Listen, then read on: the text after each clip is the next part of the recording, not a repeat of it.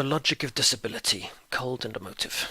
This is a One School for All lecture by me, Andrew Thomas, at Østfold University College, which I would like my international students to watch by the 24th of September 2025 when we next meet. So the aim of this video is that we all understand and have a common understanding of the difference between the social and the medical understandings of disability, which is an old idea now.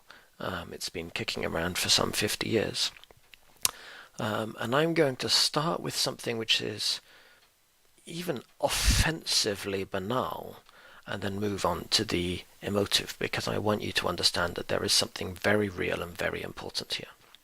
And the reason we're suddenly discussing theories of disability is that I want you to realize how disastrous it can be if we ignore the self-understandings of our pupils when interpreting data and acting on data, as we do when we are working with assessment for learning or special needs education.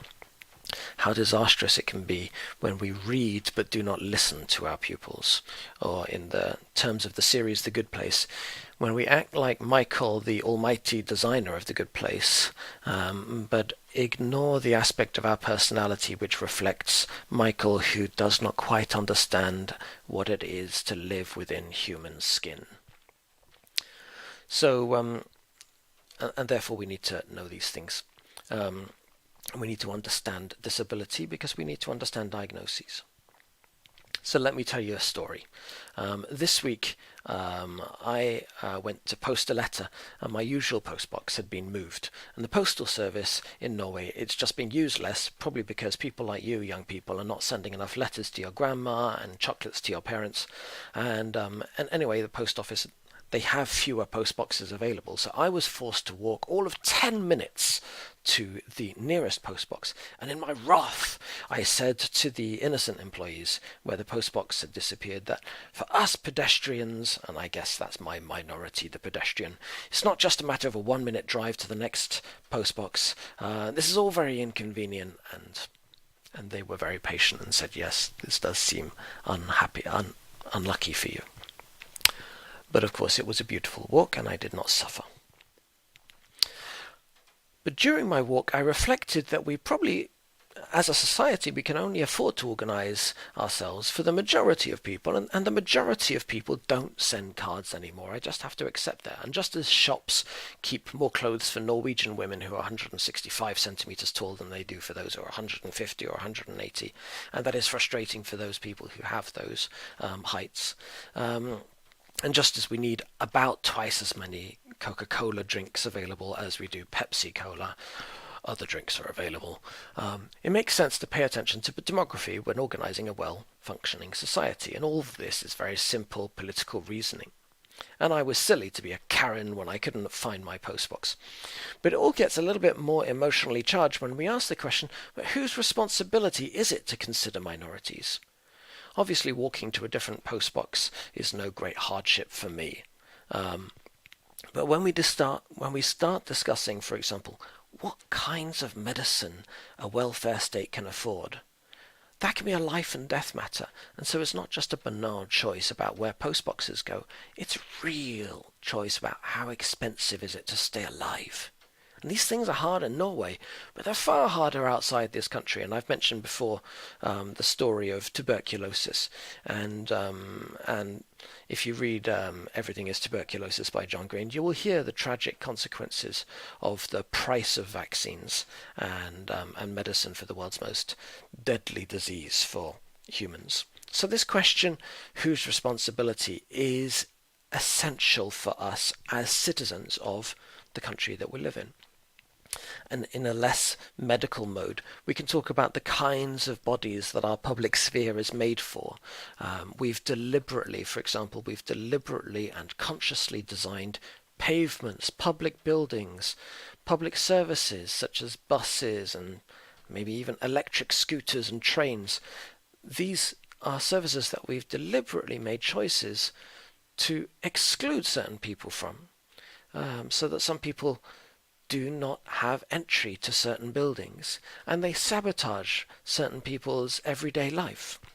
And my animosity towards electric scooters is partly because I'm a grumpy old man, and partly because my brother is a wheelchair user. And when we make these specific choices about the way we organize our public sphere, choices about which language we make political information available to, how what kind of public spaces we can walk through, and who can navigate them easily.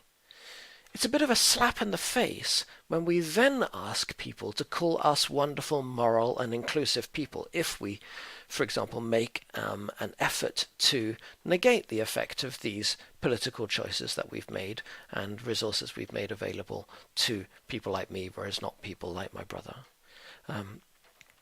So if you're helping somebody to deal with these things, bear in mind you've also made choices. We as a society, as a political body, we've all made choices which have caused that problem in the first place. And those choices, it's perfectly natural that other people find them as offensive as I find electric scooters when I find them just dropped across a pavement in ways that sabotage the everyday life of wheelchair users.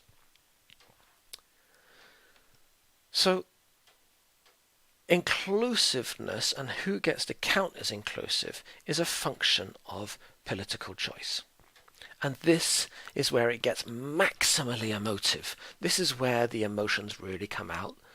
We rely upon diagnoses to do our jobs well in school, but not all of these diagnoses have similar grammars, are caused by the same things. Diagnoses might refer to a form of suffering, such as acute migraine, for example, and these are closest to what we would maybe call the medical definition of disability.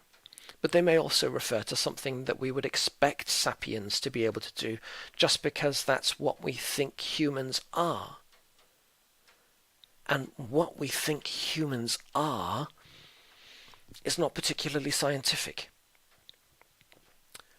All definitions of disability, therefore, have some reference to the society we build and ideals we have about who we are.